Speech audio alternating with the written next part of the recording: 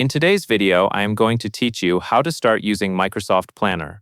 Microsoft Planner is a simple tool for organizing work, tracking progress, and keeping tasks clear for yourself or a team.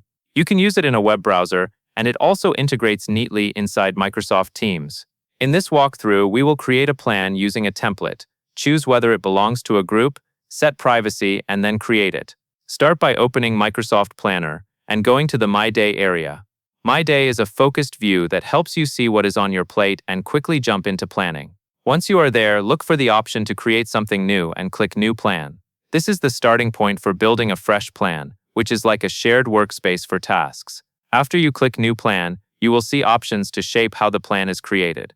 Click on the highlighted Template option. Templates are useful because they give you a ready-made structure, which saves time and helps you avoid starting from a blank page. This is especially helpful if you are setting up a plan for a common workflow where you already know the general stages. Next, click Use Template. This tells Planner that you want to build your plan based on that template structure.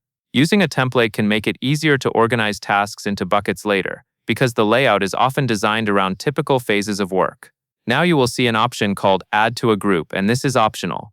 If you add the plan to a group, it becomes connected to a Microsoft 365 group, which can help with shared access and collaboration. If you are planning work for a team, linking to a group is often the cleanest approach. If the plan is just for a smaller audience or a specific project, you can leave this as is, then click Private.